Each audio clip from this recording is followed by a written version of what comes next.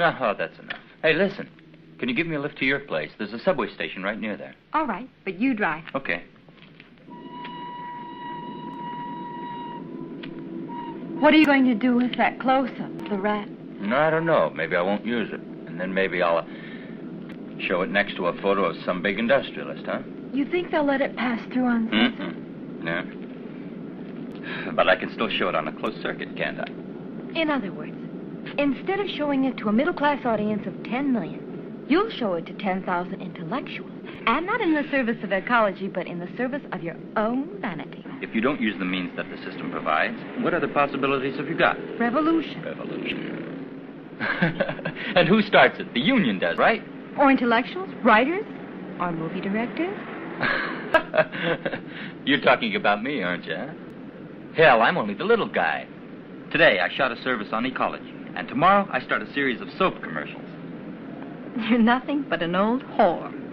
That's true. And who isn't? We're all whores of various species. The only difference is that I'm a whore and admit it, while the majority are whores but play at being saints. Believe me, Val, it's all a big farce, a game. And contradiction is the number one rule. Look, in some cases, contradiction is the only hope for salvation. You're right, and who should know that better than you? Because to be frank, Val, you are a complete contradiction. You know that. How so, for instance? How so? Pretty soon I'll be getting dropped off near your place, and if you were consistent with your nature, you'd invite me up for a drink. Oh, all right. Come on up. The following film podcast frequently contains adult content, including foul language and descriptions of adult situations. Spoilers for the films discussed occur often. Listener discretion is advised. Now take it away, Dr. Rausch.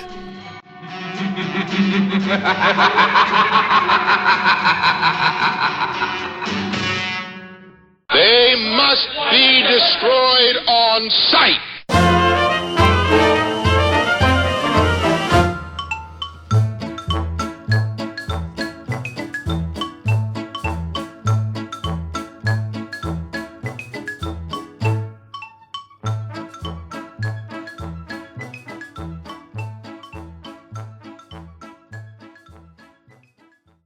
All right, we're back. It's They Must Be Destroyed on Sight, episode 168.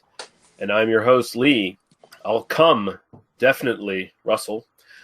Joined by my co-host, Daniel. The Eye That Freezes Reality, Harper. How you doing, sir? Doing fine. I'm doing fine. The all-seeing eye.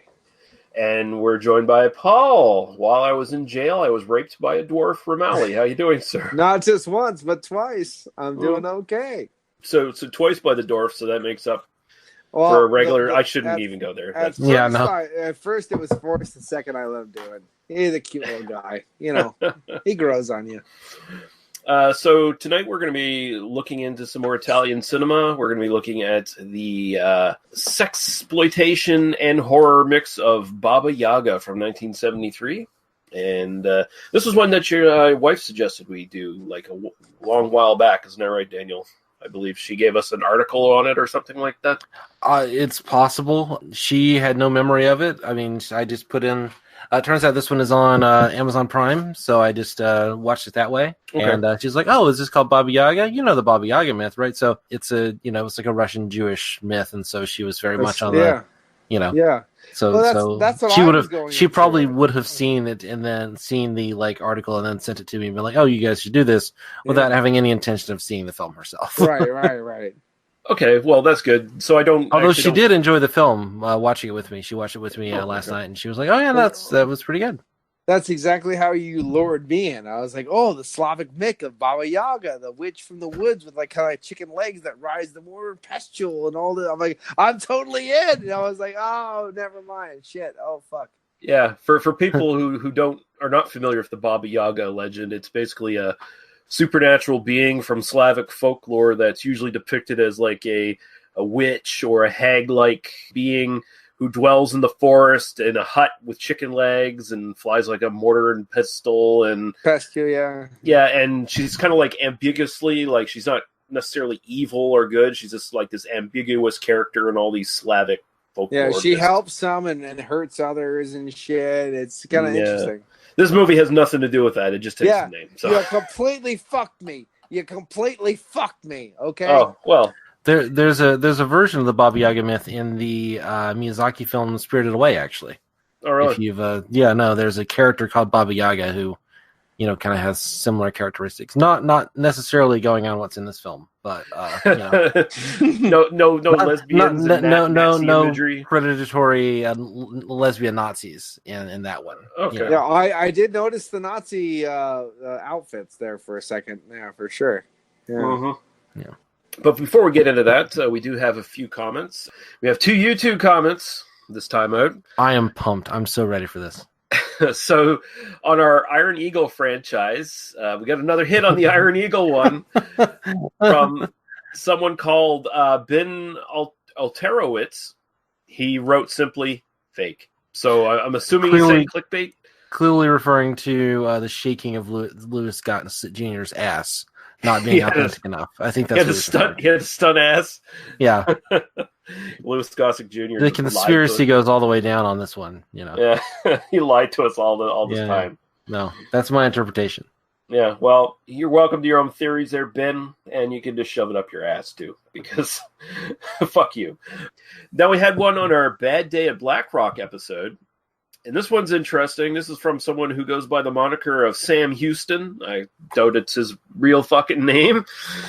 He says, all this BS for one dead Japanese. America killed almost 200,000 innocent civilians in the atomic bombings of Hiroshima and Nagasaki. What's all the fuss about?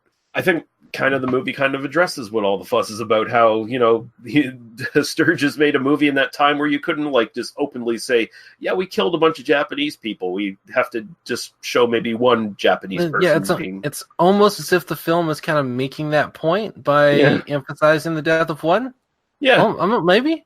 Almost as if there might be some thematic resonance going on here. No. Have you ever watched a film in your life, Sam, where maybe something a little deeper below the surface is going on? You addle brain fucking moron. Perhaps, Also, as if one dead guy is not one dead guy ain't worth a shit, right? Yeah. Why care about this one guy when all those people are dying everywhere else? Yeah, you could say that about any death, really. Yeah, whatever. Fuck you, Sam. Fuck you, Ben. Thanks for listening to how much you listened. Who knows? Whatever. We do have the recommendation of the week from Jeff Williams on the Facebook page, and this time out it's The Sinister Monk from 1965. This is a German crimey film, or maybe crimey film, not quite sure. Everything you could want from the subgenre, including a mysterious whip-wielding monk, private schoolgirls in peril, an innocent heiress, a group of greedy villains, incompetent Scotland Yard detectives, and an effete, love-struck butler. A good introductory entry for noobs. The film is highlighted technically by some sharp lighting and cinematography, plus a bombastic score by frequent crimey composer Peter Thomas. Okay, I have to look into this genre because I'm not familiar with it at all. So yeah, I like that he emphasizes, this is a good one for noobs like you guys. That makes sense. You fucking amateurs. I've definitely seen this film a long time ago. Have you? Okay. Yes, I have. Yeah, was it good? Yeah, it was okay. Yeah, good. I can't remember too much. Well, I was probably drunk. But yeah, The Sinister Monk. I did the same thing with The Sinister Dwarf. I did the same thing with me just finding fucking depraved fucking film flesh. I was always into. So I've definitely seen this film, and it's crying shit. It's good stuff. All right, cool. That's one we're definitely looking to. Then I'm gonna try to buy it though. I'll try to see if I can find it when we're gonna do it on our podcast. I'll try to see if I can buy a copy of it. I can show you the artwork and shit. Awesome.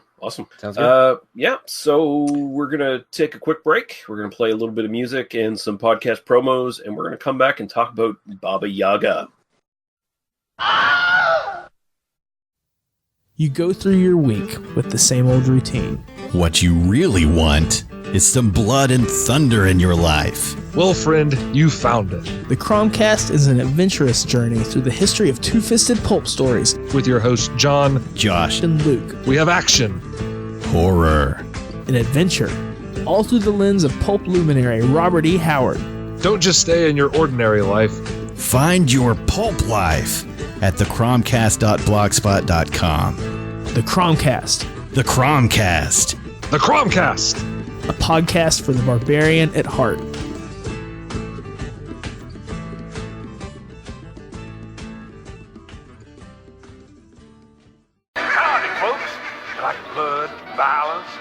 You come to the right place. My name is Gary and I'm your guide to Sin and Beef Podcast. Every episode we not only deliver film reviews, we also dismantle some of your favorite and most hated films. Sometimes for the better and sometimes for the worse. Hey, you shut your face! If we want to hear you talk, I will shove my arm up your ass and work your mouth like a puppet. Alright, calm down. Every show I hope to have a new co-host, podcasters and listeners alike. That's right, I'm talking to you people. I take all comers. You're sluts. That's not very nice. The only rules, well, let's ask the best cooler in the business. All you have to do is follow 3 simple rules. 1, never underestimate your opponent. Expect the unexpected. 2, take it outside. Never start anything inside the bar unless it's absolutely necessary. And 3, be nice. So join the insanity and please vent your frustrations. I'm available on TalkShoe, iTunes, and Stitcher Smart Radio. And remember, here at the Sin and Beef Podcast, if you got beef, I've got the grinder.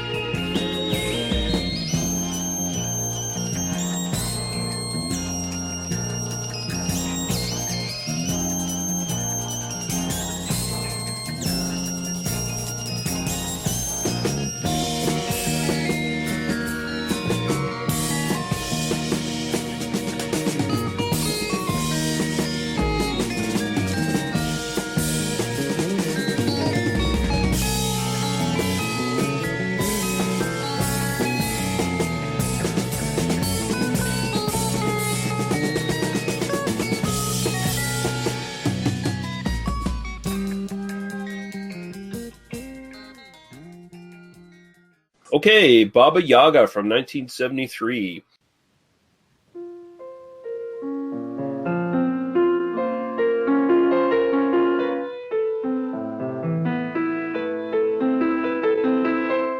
No.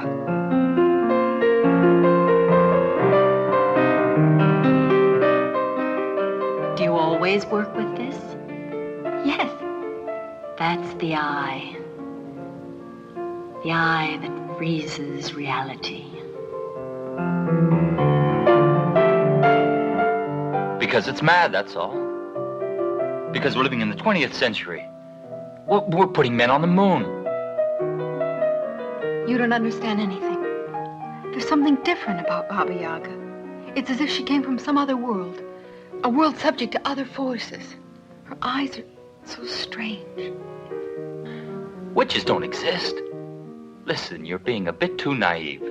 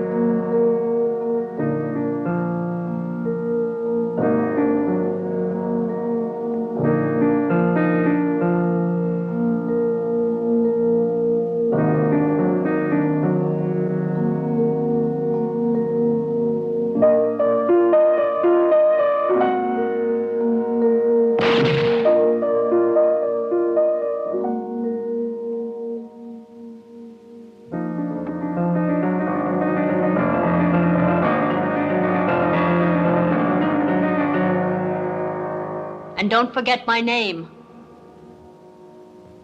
My name is Baba Yaga.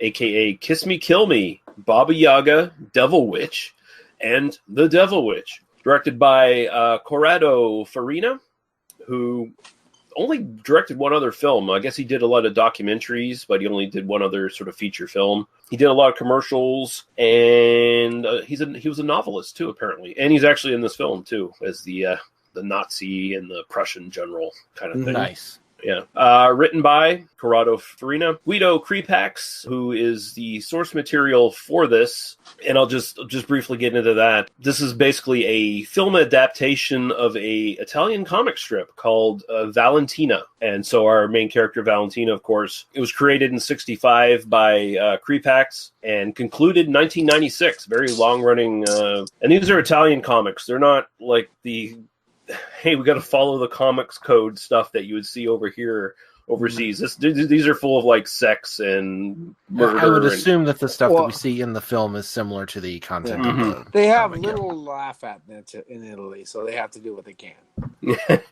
Well, apparently this series started out as a superhero series where where her boyfriend was the main character, although he didn't show up in this movie.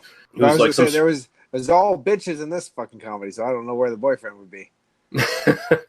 Apparently, as it got more popular, she became the main character in the series, and the boyfriend became a side character, and she would like encounter supernatural stuff and sci-fi shit, and it became increasingly more erotic as the series went on, apparently. So there was even a TV series that was produced in I think the 1990s for this as well in Italy. So that'd be interesting to watch too. Apparently, the filmmaker, I was just looking it up on Wikipedia here. The filmmaker who made this film also made a documentary about the comic book, or the comic, and that's where the idea to do this film came from. Oh, okay. Yeah. I've heard of Kiss Me Kill Me, but I've never heard of Baba Yaga before. So, like, I feel that Kiss Me Kill Me would probably be a little bit more closer to like the actual subject of the film. Well, I actually think the comic book that the issues that this is pulling from actually was called Baba Yaga. Okay. All right. But I think the character is slightly even more closer to probably Baba Yaga in the actual comic books. But okay. Also kind of written like the Dylan Dog thing with Cemetery Man. Yeah, a little bit. Yeah. Also written by Giulio Berruti and Francois de Lanorin, starring Carol Baker, who was in everything from like Giant with Rock Hudson and what's his name there?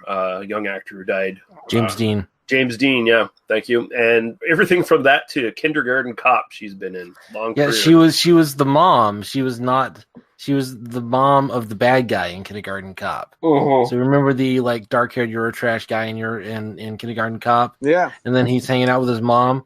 That's her. I got really, really sweaty once at work after I shaved the sides of my head, and I looked in the mirror and I was like, I look like that trash asshole from fucking Kindergarten Cop. What the fuck's that about? And I had to fucking fix my hair and shit. I was like, Jesus, I look like him in the rain. What the fuck, man? Oh, man. I had a moment. I did have a Kindergarten Cop moment at work, and I did not feel happy about it. Also, this does give us the excuse to do the obvious pairing of Giant with Kindergarten Cop. So, there you go. I guess. It was worth it. Let's just say that. Who is your daddy and what does he do? Oh, so Carol Baker as the titular Baba Yaga, titular and quotes there. Yeah. Isabel de Funes as Valentina Rosselli. George Eastman, the well-traveled George Eastman, who's been in everything and done everything in the business. You may also know him as Luigi Montefiore as well, his real name. I would say the most tame George Eastman you'll ever see. And connection here to last episode, he actually wrote Stage Fright. So there you go. Oh, really? I did not know that. Yeah. So he's Arno Treves. I assume this is Ellie Galliani as Annette the doll, Angela Covello as Tony, Daniela Balzadaretti as Romina, and Sergio Massieri as Sandro. And we do have a synopsis here I pulled from IMDb from someone called Eugene Kim. Strange things have been happening to Valentina, a young and beautiful professional photographer, ever since she made the acquaintance of Baba Yaga, a mysterious older woman who gave her a lift home late one night. For one thing, Valentina has been having weird, kinky nightmares. For another, one of Valentina's cameras seems to have acquired a deadly curse. And then there's that visit to Baba Yaga's house, where Valentina discovers bizarre relics, including a dominatrix doll and a bottomless pit in the living room.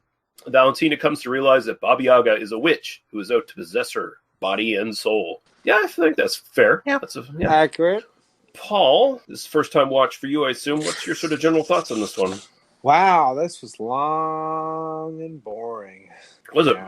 Yeah, it really was. Don't get me wrong here. I expected Baba Yaga, folklore, mortar and pestle, flying, crazy-ass witch with fucking chicken leg shit. I was like, yeah. And then it turned into a reenactment of the colonialization of Americas, and then it went into this whole other thing, and I was like, what the fuck is going on? But it is definitely it's an Italian modern-day concept of the old Gothic horror, I would say. It's that kind of spiritualized, like sorcery, witchcraft kind of concept. A little bit drawn out, a little bit long. The Valentina character seems a little bit batwit crazy the whole time. It's like, obviously, you can come to this a little bit quicker, guys. But this is, you know what I mean? Like, there's a little bit of that going on there. I think the film's a little bit longer than it should be. But it's okay overall. A lot of tits. Should more bush. I think the tits to bush ratio is a little bit low, but that's just me. I don't know. Low? The tits to bush ratio is low? Yeah, so you wanted more tits or less bush? I need more bush to the tit ratio. So he wants more of a Franco film. Yeah, give me more Franco in this one. I want a little bit more Lena Romay action going on. You know what I'm saying? It's like sure. Yeah, exactly. But the thing is, it's a good film. Don't get me wrong. Overall, I had something to say before he caught me with the tits to bush ratio comment. I did have something to say, but it just balanced it out there a little bit. The Valentina, I will go back to that. Valentina just seemed a little bit too much awestruck the whole time. Possessed, maybe she was trying to be. Mm-hmm. But just seemed kind of dumb through the whole film. Kind of dumb. I don't know. Oh my god, I don't know. If that was supposed to be like possessed, awestruck, I didn't really get that through the film. It just didn't translate to me. I'm just a dickhead though, so hey, you have to take that into consideration too. But the film kind of nobody really was an integral part of the film except for the bad guy. The bad guy basically pulled all these people through the whole plot line to kill herself. I mean, she did the most work. I think if you really look at the plot line, if you really look at the story, and you really look at what happened in the plot line, the bad guy did the most work to pull all these minuscule characters through the whole film to finish the film. If you know what I mean, so it was a long burn. I got what I wanted at the end. I didn't get a lot of explanations, but at the same time, it was a good film. I got a fucking sex doll that I'd paid lots of money for, lots of fucking money for. So anyway, it is what it is. It's a good film, but there you go. That's my 100% first look at this film. Awesome, Daniel. First time watch for me. I really liked this. I mean, I get the sort of, I don't know, this didn't feel too long to me. Maybe I was just kind of more interested in the setting, the kind of then modern Italian setting, more so than Paul was. There is a lot of art in this film, though. There's a lot of art. There's a lot of, I mean, it's very much set in this kind of not really like hippie commune. I mean, definitely, but sort of this, they're all like artists and photographers, and it's kind of about this scene, and it's part of what we're seeing is this sort of interaction between what was then a kind of very kind of hip modern aesthetic with something that's kind of older and more elemental. And I think that's kind of one of the things that's going on with the kind of like the lure of Baba Yaga to Valentina. I think that's part of what we're seeing is this kind of allure of the thing that isn't plastic and modern, and certainly the conversations. These are all people with sort of a political ideals. These people kind of they kind of talk about kind of what's in the news and kind of what's going on, and yet they're all very disconnected from that as well. I mean, it does seem to be something just kind of a game that they're all playing. I agree that Valentina's a little bit maybe underwritten. I think the performance is fine. I just think that it's just, I don't know. A lot of these films kind of have the issue of, like, why are we sitting here and watching this happen for 90 minutes? It's amazing that someone who's a fan of horror, like Paul is, we go, yeah, come on, where's the meat in this? I'm like, I've watched things that are way more boring than this, and given them a pass. One thing that I would like to highlight here, just at the beginning, is that it's a beautiful film. I really love the cinematography. Mm-hmm. I think it's just gorgeously shot. It's one of the best looking films I think I'm going to see this year, and I mean, I'm not saying it's definitely on my top 10 list, but it could be. I mean, kind of depending on what we see. I like the sexiness of it. I like that it's kind of understated in some of it. I like the kind of themes of lesbianism and bisexuality and, the sort of predatory stuff. I like the golem myth. I like the fantasy kind of dream sequences and the fact that the magic and it starts to infect the real world in some kind of interesting ways. And I don't know, the film it worked for me. It held my interest. So I completely agree with it. At the same time, the sex and the artistic attributes in this film is probably one of the things that keeps a person driven to the end. I completely agree with you. One of the things I like the fact that you said like people are doing stuff as they feel is correct and stuff like that. Very important. Very brief. Absolutely brief. But one of the things that hit me was when the Catholic priest was looking down at the people protesting, goes, these people are doing because they think that it's right. Mm-hmm. And I'm like, wow, holy shit. Usually you don't hear a Catholic priest just fucking going, no, these people are doing something that they think is right. So yeah, I definitely I concur with everything that Daniel just said too at the same time. I like this quite a bit. There definitely is like underlying political stuff here that a lot of it's been actually chopped out. Doing a little reading on this, and the director, after he finished his final cut of this film, he went on vacation and came back and found that they re-edited everything, the producers, because they didn't think it was going quickly enough. Like they cut 20 minutes out of this film. Right. So, and apparently they cut the negative, so we'll never get to see it. It's gone. Yeah. So like the version we watched, I believe is it one of those hashtag they cut one of those kind of deals? They who are they? I don't know. The producers, the producers cut it. They chopped it up. The money people chopped it up. But the version we all watched is, I believe, a rip of the Blue Underground, which if you notice when we were watching it, it does have some re-added scenes that they did find and stick in there, but in Italian language, and a lot of them looked like total dog shit. Like they're just like the whole beginning is in Italian. Yeah. And so like. I'm getting like this undercurrent of there's like this narrative of like fascist cops kind of thing going on here. Yeah. Like there's a lot of talk of that because it's the cops who break up their little photography film thing going on in the graveyard there in the beginning of the film, right? And then for most of the film, when all these murders happen, I sort of noticed you don't get any cops at all. Like there's no cops around. Like the cops are out looking at the protesters and watching them for like signs of rebellion or something. Just to be clear, this is 1973. We're only like 5 years out from like actual violence in the streets of Italy at this point. This was an incredibly violent era in terms of just kind of like racial turmoil and political turmoil and political strife. And again, this is something that I kind of come back to a couple of times, kind of talking about this stuff. Europe had been torn apart like 30 years earlier at this point, And I think that we in North America can sometimes, kind of miss exactly how, fresh that would have been in the minds of like everyone making this film would have had like clear memories of like aerial bombings and shit, So, and I mean Mussolini. So let's, at the same time, it's like when I don't mean to joke when I say they made it cut. I was like, well, I'm pretty sure the fascist government probably said, "Hey guys, cut that," and the person says, "Okay, we'll cut it." Like that kind of shit. Like you never know. I don't necessarily know if there was like a fascist government at this time in Italy. What, 73 in Italy? But I mean, Italy's politics is weird. Like they got like a million political parties, and they switch in and out all the time. So I won't pretend even try to follow that. Like in France and stuff, they have nudity in their fucking TV commercials for new cars. What the fuck are they cutting? Like what are you cutting? Well, here's the thing. There's a lot more political talk in this.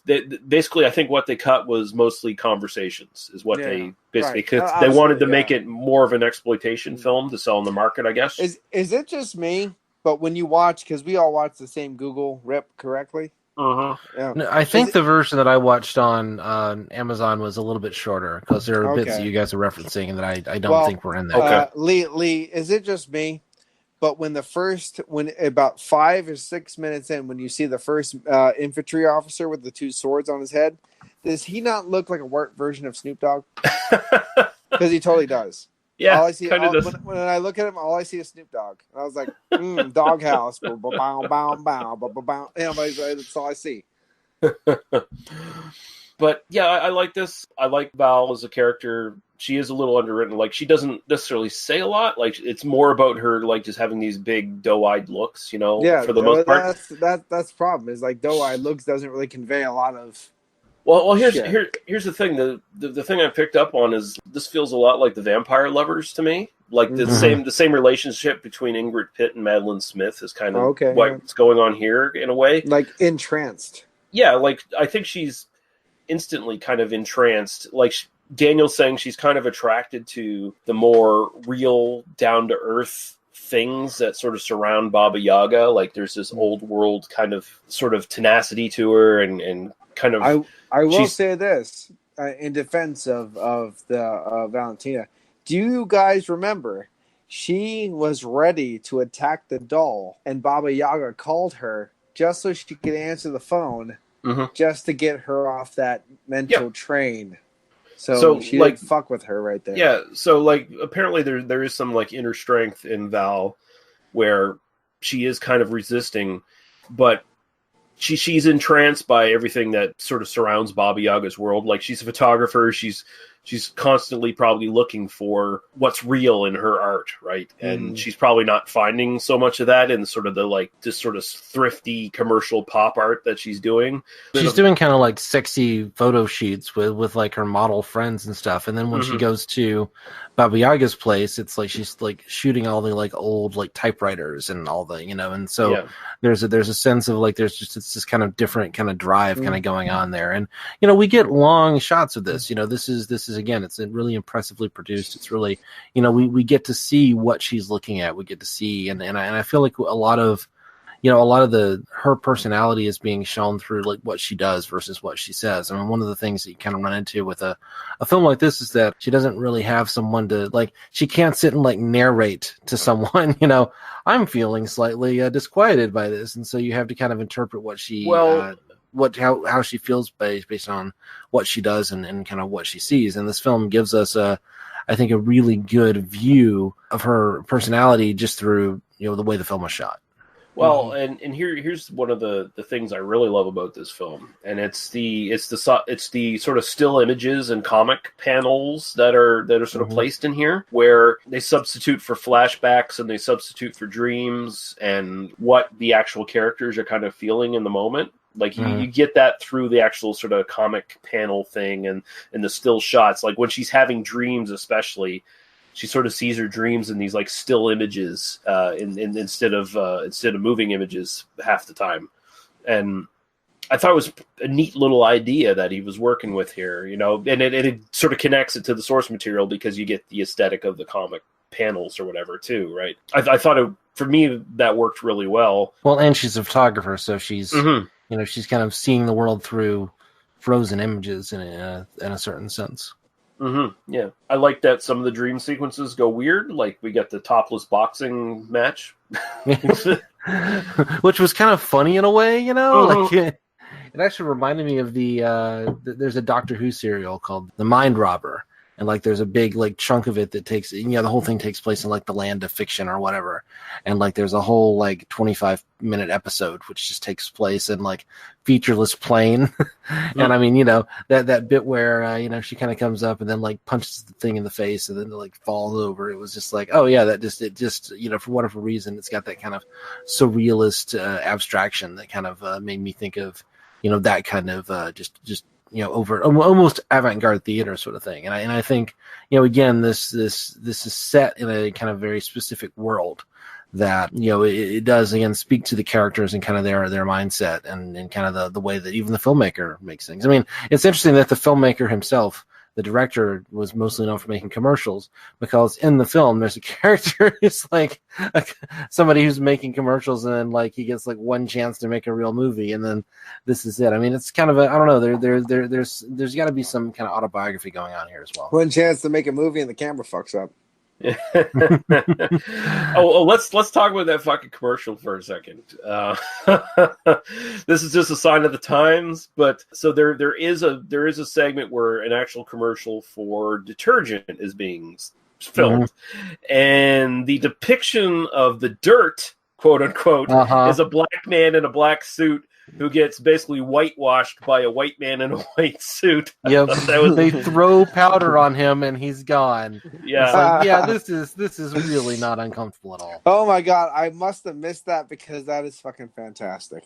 It was quite something. Also Valentina, when doing her like erotic photo shoot with the black man and the white woman, says, reach out to something like the jungle rhythms of your ancestors. Reach back to the savagery of your tribe or something. I already put down comments will be held from me for that moment. Paul had a joke, but he was contemplating not saying it. I'm not doing it. No. Okay. But yeah, I like all this sort of stuff. Like there's this discussion about selling your art for money as opposed to actually doing art for art's sake. There is little discussions that I feel like there was probably like 10 more minutes of these discussions in the actual final cut of the film.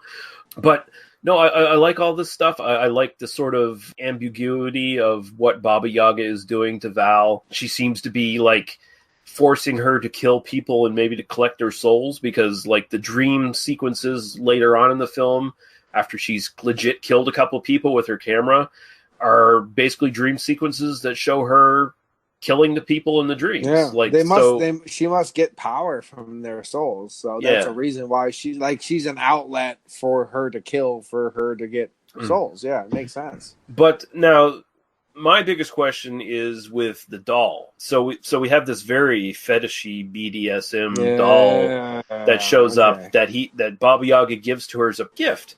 And the doll seems to come to life as a real woman in leather, all decked out. And in photos, the doll shows up as someone wearing like prim and proper like Victorian gear or whatever, Yeah, and so my question is Baba Yaga's end goal to basically make Val one of these dolls?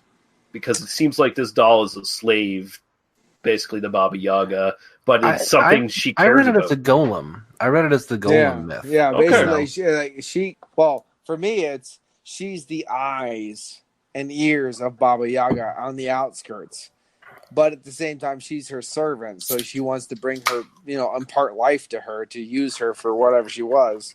She could be her only familiar, though. That could be her familiar in real life. Like, that's her familiar, like the spirit that, you know what I mean? So it's interesting because she's also surrounded by animals, but she does send the doll out to do her work, right? That's her. And connecting it to the golem, I wasn't thinking about that, but you're probably right, Daniel, because at one point... I mean, we're connected directly to the golem myth in one of the dream sequences. Right. So, and Val and Arno go to a theater and actually watch the original silent golem.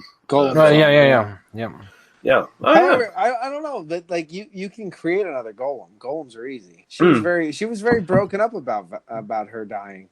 She was very distraught. Like she just lost her old love. Yeah, that's why I was thinking, like, maybe her end goal is to turn Val into a golem of some sort, like somehow, or turn her into a real woman. Yeah, could be too. You know what I mean, like that kind of thing. Yeah, that's sort of what I like about this film. It is the ambiguity here on those sort of things, and I mean, also when you think about it, when you bring the golem myth into it, it does sort of connect to the actual Baba Yaga stuff in the sense that it's the same sort of region where the same sort of folklore came from. No, the same Slavic stuff. Yeah, absolutely.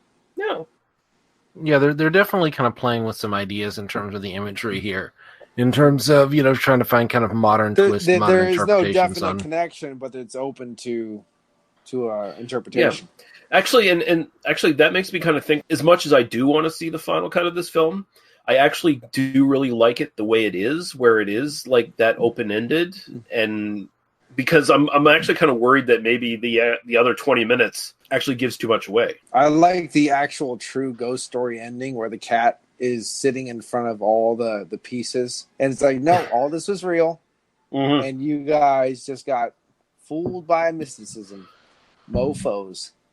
But yeah, Baba Yaga ends up getting, Val, she has to defend George Eastman, who is impotent when it comes to fighting Baba Yaga. She has to stand up and fight Baba Yaga and push her into her bottomless pit that's in her living room, which is kind of cool.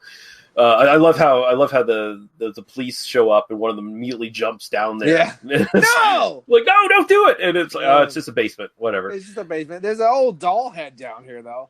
I like the fact that he said there's lots of dust, because that just automatically tells me that Baba Yaga, once defeated, is turned into a big pile of fucking nothing. Yeah. You know what I mean? And then the doll's head's down there too. Very cool. It's all perception and mysticism and reality and stuff. And then when she breaks that fucking other barrier, then it goes back to reality. Then shit happens. I will say, like, even though Val is kind of thinly written, at the same time, she's very assertive. Like, early on, George Eastman's like, so let's go up to your apartment and have sex. And she's like, fuck you. I'll fuck you when I feel like it, if I decide to fuck you. I like the fact that, though, she goes, I'm not going to make love to you now, right now. I was like, okay, so you will do it later, but you're not doing it now. It's very odd. And here's the thing, like that placed. But here's the thing too, George Eastman, he's fairly respectful of her, right? And it's Baba Yaga who's the fucking sexual predator. No, I like the fact that the only real man in the whole fucking film is Baba Yaga. She's like, you bitch, you do what I say now, and she's like, whoa. There is that, like, there is that. She's the only one that's telling people what to do. There is that sort of throughout most of the film. There's kind of that hint of dom and servant kind of relationship between the two. Absolutely. Oh yes, there's a hint. There's a slight hint. Just a smidgen, yes. Just a smidgen of when she takes the clasp to the stocking. Yeah, and then wants to return it. It's like, oh, I'm not wearing them. So, what a pity. Yeah, and it's like, Jesus Christ. This is a sexy as fuck film. It really is. Like, I was watching this and I was going, this is a fucking sexy film. Like, this is like right up there with, for me, with like Vampiro's Lesbos and She Killed in Ecstasy. Like that kind of level of, this is super sexy. I don't know. It just seems like for me the sexism, I will say, outweighs the rest of the film. That's the thing. Like, there is a little bit of a balance issue here. Like, the horror element of it is very much in the background. Like, it's very much. Yeah, that's my problem with the film, like, as a whole. It's just, it doesn't just, well, like, it's still good though. I like it though. Don't get me wrong now. Yeah, and all the deaths are bloodless too. Like, if this film if this film went total Euro sleaze, you would expect maybe some like gore effects, like some really violent kills at some part. When the first model got hit with the problem, did you take like 2 or 3 minutes to figure out what the fuck happened? Or is it just me? Because she got shot, but she wasn't shot. It was the shot happened, but it was the camera that actually got her. I'm like, yeah, it was like a ghost bullet or something like that almost. What the fuck happened? Like, it took me out 2. I'm like, oh wait, no, with the camera. Oh fuck. Okay, never mind. I will say I'm a little incredulous. Val, she shoots a photo and she immediately looks at her camera like, what the fuck? And she keeps using the camera. So either it's Baba Yaga kind of influencing her to keep using the camera, or she's not catching on too quick. Yeah, that's the thing. That's why she seems kind of dumb. I feel like with these kinds of films and this kind of just general idea, and it's not like, yeah, but also if you ran into this in your real life, I mean, you wouldn't immediately jump to, oh, my camera is killing people. Yeah, we know we're watching. Here's the thing. We know we're watching a movie that's like got supernatural things. Might be killing people. I'm gonna make sure I take pictures of everyone I hate all fucking day long and find the fuck out. It is true though. Like later on in the film, where she finally brings George Eastman in on it. Like, I think my camera's cursed and it's killing people.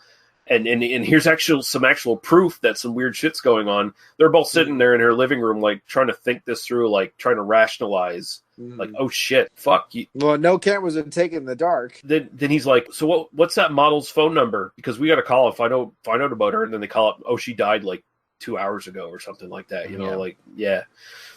So yeah, so the movie does address that, I guess, to some degree anyway. But again, it's kind of hard to say like what might have been on the cutting room floor there. You know, what right? You know, how much context we're missing. If you guys say like 20 minutes was gone, what 20 minutes were there? Really? Yeah, but you know, I like all this stuff. I like George Eastman's big, gaudy white leather something jacket that he's wearing, 70s style, like it. Arnold. It's kind of like Fabio Testi from Revolver. That kind of. Oh yeah, no, I was getting serious Fabio Testi vibes. Well, I know what the cartoon Hey Arnold got it from, because that's all I heard. This whole thing was Hey Arnold, Hey Arnold. I'm like, okay, here he is. I have a feeling. If you wear a coat like that in that heavy of a rainstorm, you're not moving anywhere because that coat's immediately going to be like 300 pounds. George Eastman's got this glorious coat that, you know, any dirt on it's going to show up right away. And what's he doing in one scene? He's jumping down into like this fucking sewer outlet or whatever, trying to catch rats so he can take pictures of them and shit. It's like actually right in the beginning is one of the most normal things. He goes, "Hey, can you give me a ride?" "Yeah, it's a sports car. As long as you don't mind sitting on his lap, I'll give you a ride." I was like, "Oh." That's probably like the most realistic, actual, natural line in the whole fucking film. After that, everything gets stupid. Hey, you know what? And there's truth to that. I can remember back in the day, you know, running with friends, going to parties and stuff like that. Oh, we want to bring some extra people along. Well, Miss So-and-so, if you don't mind sitting on Lee's fucking lap, then there's room in the car. Yeah, exactly. Yeah. So, no problem. Yeah. Got my first girlfriend that way. Yeah. Well, that's how they do things in Canada. I had my first touchy-uncle that way. But you know what? It was nice. He had soft hands. Definitely going to watch it. Actually, I think I'm going to buy it.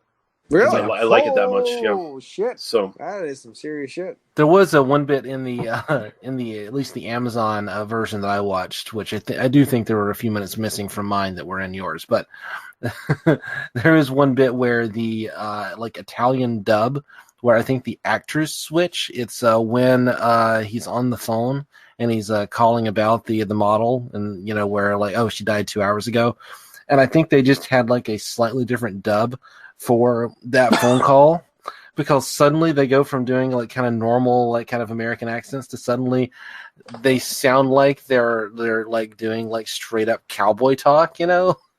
Like, they're practically on like, and we were wondering if we could find our little lady partner. It was a very like overt. Like I thought he was doing a bit like to the person on the phone at first. Like I thought it was like a character thing, and then I realized, oh no, there's just like a few seconds spliced in here from some other audio cut or something. Yeah, that has to be, because I don't remember that at all. I certainly don't remember a little old lady partner at all. I'm exaggerating it slightly, but there was a very distinct, like, this feels like a very different edit. So, well, you know what, partner? We're gonna run the Apache out of that canyon. We're going to go down to that cavern and we're going to make things happen, right? Yeah. One other little comment here. Apparently people, like, I don't know if they have pubs in Milan or whatever fucking place George Eastman was at in the phone. They're fucking pricks. Yeah. No, I love it. Where am I at? Milan, asshole. But they tell him where to go. They tell him exactly how to get there, though. That's giant, ugly man that was apparently a woman was like, it's fucking 555. Like, holy fuck. Yeah. Look at you. Holy shit.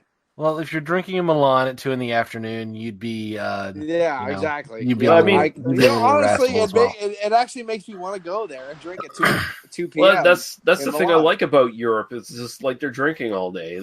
I mean, that's my lifestyle. I like it.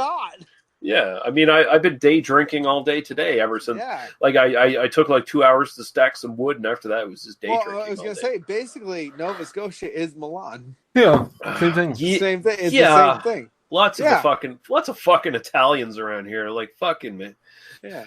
No, it's nothing like Milan in Nova Scotia. It's nothing like Milan in Nova Scotia. Lee cannot pronounce any actor's name from any of these movies to save his fucking life. Yeah. Yeah, Mike. Mike. This was heavily cut in UK cinemas to edit the full frontal nudity, and that's some of the stuff. That's some of the like the really bad footage that's put back in the version Paul and I watched. Apparently, the 2009 Shameless DVD is the fully uncut and features. It's really not that bad. Re-edited. What we watched, it wasn't that bad. No, and it's got the pre-credits graveyard scene and all that shit in it. Let's see, anything else here we need? No, that's all I had for trivia. No box office or anything like that. Apparently, it didn't do too well because the people responsible for distributing it only put it in like a couple of theaters or something when it was first released. So it didn't get the widespread sort of release that some other films would get. No budget for it. I will say, like, it does kind of look, typical of Euro horror stuff around that time. Like, it looks really good. Like, I don't see any cheap bullshit anywhere. It has that kind of Euro Gothic vibe. I don't see anything wrong with it. It looks like the modern sort of Metro. Sort of looks like the high end Franco stuff, as far as I'm concerned. And there's no obvious cheapness. Like, even with some of Franco's stuff, She Killed in Ecstasy and Vampiro's Lesbos, you can kind of see, they're using like 2 sets, kind of thing. But even then, it still looks really good. Mm-hmm. You get that sort of same effect here, except for it's like, oh yeah, they had way more sets and way more money, kind of thing.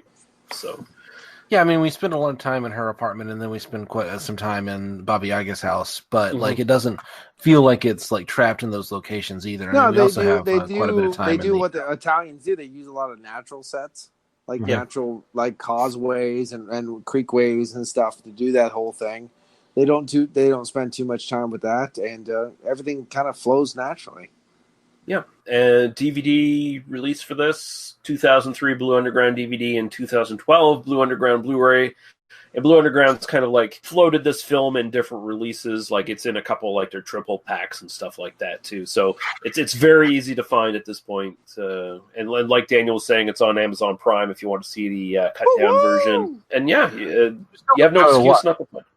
Only an hour and 20 minutes long, so slightly shorter. And the one on YouTube is like an hour 25 or something like that, and that's the version I think Paul and I watched as well, so or slightly longer. Yeah, the one on YouTube doesn't have the opening graveyard sequence that Paul and I watched, so it cuts that and a little bit of the nudity, but otherwise, and honestly, you're not missing too much. Though a lot of the random ecclesiastic graveyard scenes get mixed with a lot of flashbacks during the whole film. That's why you might get confused on that side. That's true. There are callbacks to that scene in her dream sequences here and there. So, but not sure what we're doing next time.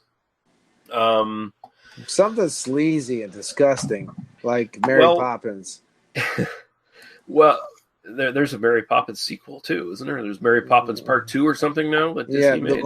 Bloodletting. Returns. Yeah, Mary Poppins Returns. Yeah.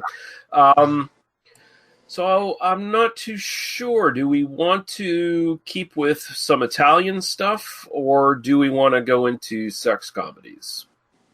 Let's take a vote. You do what you do, boo-boo. Well, then we're gonna keep with fucking Italian stuff, and we're gonna keep with George Eastman too. I won't be here next Friday, but I'll be here next Friday. So okay, so next time we're gonna be doing the New Barbarians from 1982. Sweet. You know what you should do for next time? Next Friday? What?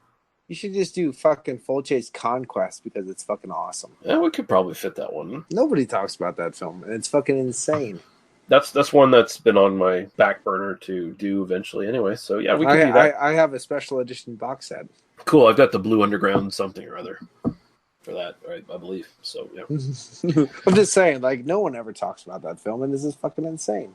Yeah, this one we should do. So, Paul, where can people find you? Talk about your podcast. You can find me on Maniacs Meet Podcast on PA Brew News, Twitter, the whole deal. But PA Brew News is my mainstay on Twitter, YouTube, on Paul's Painting on Facebook, Paintings by P. Ramaley on Facebook, Paintings by P. Ramaley on Instagram, the whole deal, blah, blah, blah. We're trying to get the whole mob cam streaming back up online so you guys can check us out on Mixer, Twitch, Instagram, Facebook, YouTube when we stream live with the Maniacs Meet Podcast. Also doing some live painting shit later in the future. But definitely check that out. Check a couple of you guys out, stuff like that. Hey, it's me. Bye. Daniel, where can people find you? You can find me on Twitter at Daniel E. Harper. I do a podcast called I Don't Speak German. It's about terrible people and the terrible, terrible things they say. Awesome. And you can find us at tmbdos.podbean.com, where you can find our Apple Podcasts, YouTube, and Facebook links. Join the Facebook group. It's the best way to find out what's going on. Find out how you can donate all kinds of money to our non-existent Patreon and get all kinds of bonus content that we actually don't do. But maybe we do in some like Baba Yaga induced dream. Yeah. Where Nazis will shoot you and predatory lesbians will try to fix your garter belts for you. Yeah, like Joe Biden. Predatory lesbians like Joe Biden. Feels like Joe Biden, yes. I'm on board with that. So yeah, there's your political content for you as well. I don't even know who that is. Fuck them. But yeah, until next time, thank you, Daniel and Paul, and thank you all for listening, and we will talk to you again. Goodbye. Bye-bye. Bye.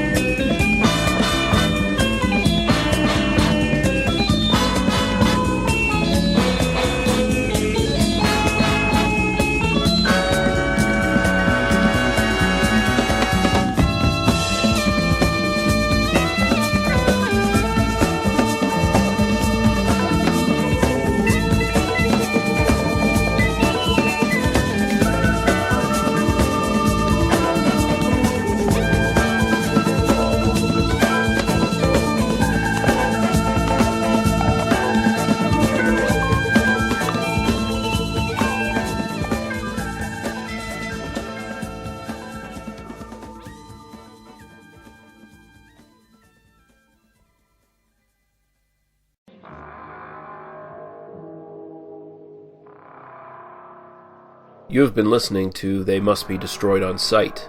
For other episodes, our links to Apple Podcasts, YouTube, and our Facebook group, as well as links to podcasts and websites of similar interest, please visit us at tmbdos.podbean.com. Thank you. Drive through.